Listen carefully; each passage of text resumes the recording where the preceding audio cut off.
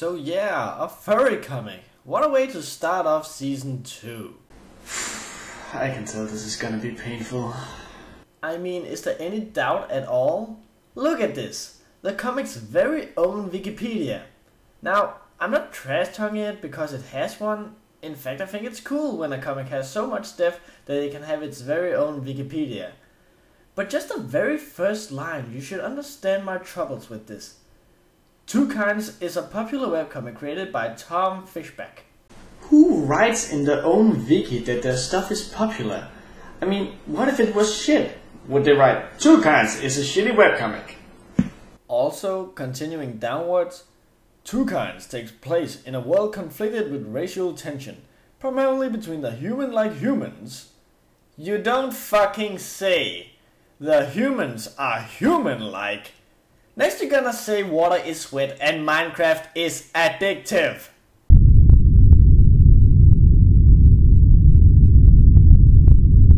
The comic starts with, what? That's some pretty good art.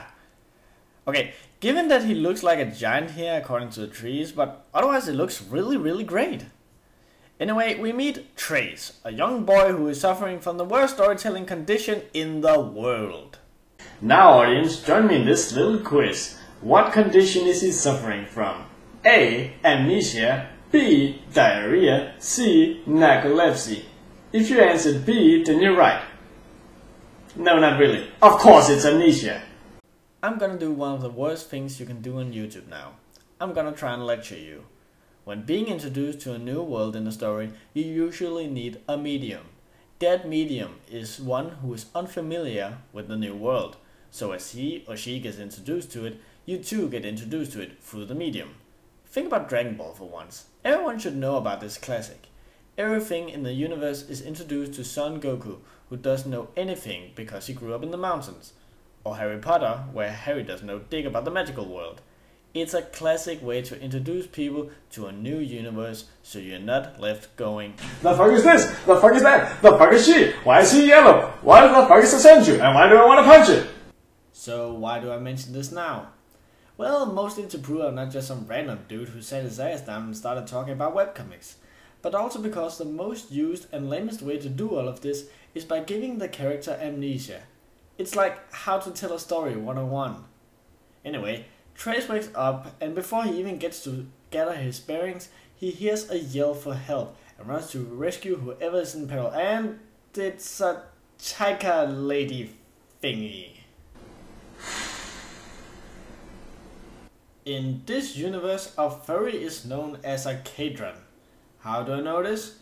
By bad storytelling method number 2. Having the villain explain it in a needless boasting speech. Think about a James Bond villain explaining his plans, just on a much bigger scale. So Trace's first instinct is to dash in and help the animal. He helps the animal? Let's think about this for a second. Let's say you woke up in the wilderness in our world with amnesia and start walking around. You then see a hunter about to shoot an animal. Would your first move be to help the animal? No! But I digress. It could be that he thinks it looks more like a girl than an animal. I guess that's the case for some of us. Anyway, the attacker recognizes Trace as the Grand Templar and then just leaves. To do more exposition for him... herself? I don't know.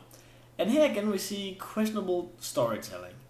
Usually you wait some time before introducing the main villain, but here they just throw it right in there at the beginning. I don't say it's wrong, but it's dangerous to introduce so much in such a short span of time. So Trace just, leaves as well. Why? There's a fucking animal-like woman wearing clothes in front of you and you just leave? But it doesn't get far before nya. Nya. No nya. Nya. No nya.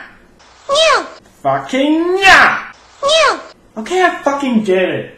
Yeah, I won't even pretend that this has nothing to do with this. Anyway, let's just continue. Trace and Flora, that's the tiger chick by the way, walk through the forest and make camp.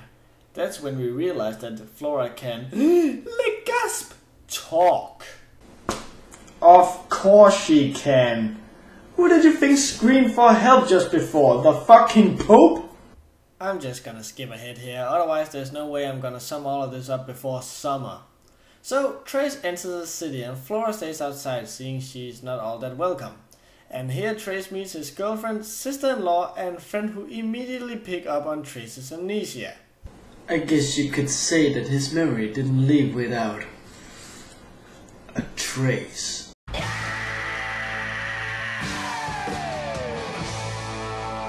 Trace leaves town again, however, even though right in front of him he has the chance to get some information about who he was before he lost his memory.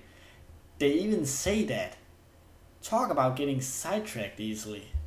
I wonder who I really am. These people knew me by name, so maybe I need to talk to them.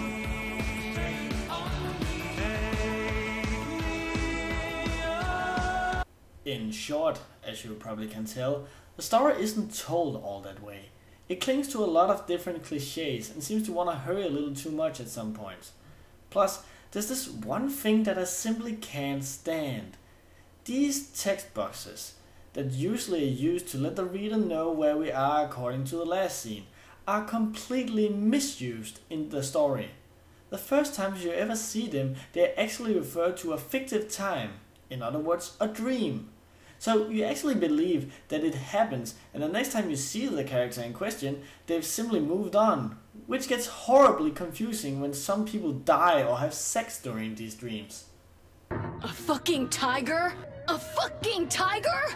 What the fuck is wrong with you? And I take it you've already guessed what the next thing I'm going to bring up is.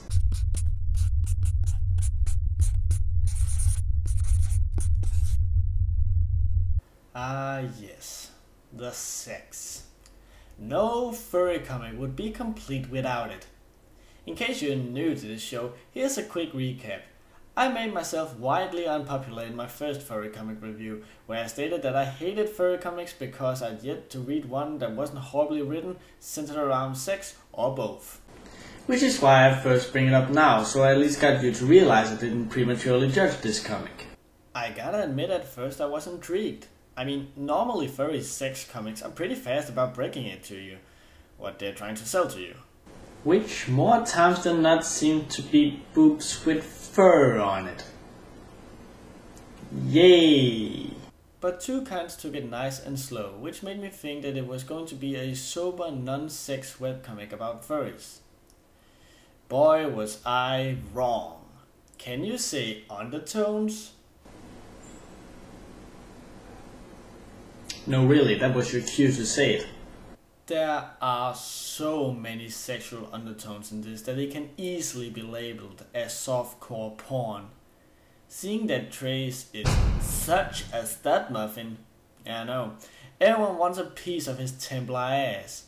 So we constantly get semi-naked, suggestive poses and edgy lines or pictures thrown at us. Like Flora could easily choose to be dressed, but simply doesn't. Why? Meh, fan service. But honestly, this is the image I get whenever I picture the audience for furry porn.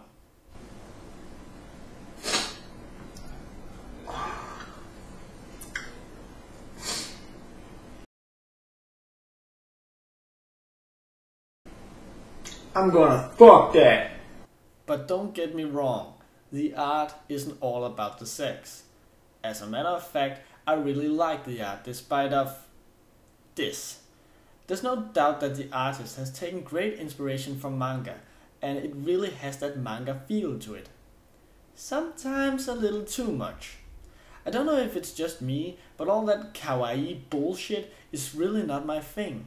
I'm a sucker for good shading, and just check this out. The drawings are great, the colors are great, the backgrounds are great. That's until it becomes HOLY FUCK!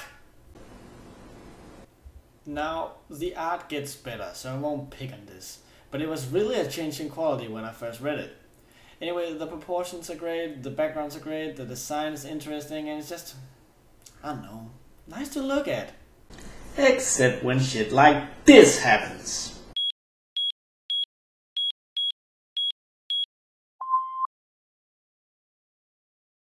I'm pretty fond of these characters. I honestly am.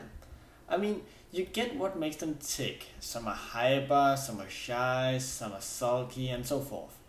In other words, there are a lot of variations, which is pretty much what has to be there when you create several characters. And here I'm not just talking about what animal they are. The characters are colorful, well thought out, but every now and then they have like these huge mishaps in characters that seems to be there only for the sake of doing a joke. Here's a tip. If you have to change your character just to do a joke, then don't do the joke. It may suck, but rather have a character that's thorough than a single joke. The characters also suffer from the "we need too much too fast" thing the entire comic suffers from. Like, at the very beginning we meet this guy, Keith, who hates Flora with a dying passion, so much so that he wants to kill her ass. Then, less than 40 strips later, he's having wet dreams about her. Huh. Is wanting to fuck someone you wanna kill necrophilia for beginners? God damn it, this comic has gotten me into its mindset. We're moving on. This comic isn't bad. It's actually rather good if you can get past the sexual undertones. There's no doubt that there's a story to be read, so much so that the comic is unfortunately hurrying too much through it, not giving time for things to develop properly. It's just a shame it's ruined by the whole furry softcore porn thing. The premise is a 6. The story's there, it's just not very well told, and it drowns in furry porn. The art is definitely what brings this comic up on the list. It's beautiful, and no, I'm not talking about the characters, I'm talking about the art. Backgrounds, design, shading, colors, anatomy, pretty much everything's great. I can't even bash on the art when it's used on the furry porn, because, well, despite it all, they look good. The art is a 9. The only thing bringing the art down is the colors at first being too bright, and there's every now and then where stuff like accessories disappear in one frame and shows up in another. The characters are 7. They're great, but there's not really anything in them that makes them especially likable. It's more like this girl is loud, this guy is moody, this chick is horny, this is a zebra. But there are a lot of characters, and except for the jokes they stick to one's personality, which is commendable. All in all, the comic lands on a 7. It is definitely the best furry comic I've read. It needs some work done on the storytelling style, it needs to pace itself and focus what it wants to be, porn or adventure. But if anything else, this is what I'd recommend to people if they absolutely had to read a furry comic. So there you have it, folks. A furry comic I don't necessarily hate, but still has porn in it. Now if you'll excuse me, I'll go take a shower. I don't feel clean for some reason. I'll see you guys in the next webcomic release. Take care. I want you to do me with a Tommy gun, baby, with a Tommy gun, baby, do me. Gun Tommy. If you have to kill me, use a Tommy gun, baby, use a Tommy gun, baby, do me. Gun Tommy.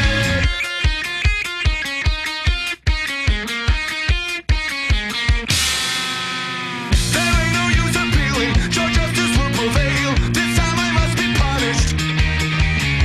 No lawyer, no attorney, no chance of breaking bail. So won't you grab this final wish, pretty miss? Won't you save a last kiss? I want you to do me with a Tommy gun, baby, with a Tommy gun, baby, do me. Gun Tommy. If you have to kill me, use a Tommy gun, baby, use a Tommy gun, baby, do me. Gun Tommy. I guess you could say that his memory didn't leave without... Yeah. Okay, I'm going to need my glasses off for this one.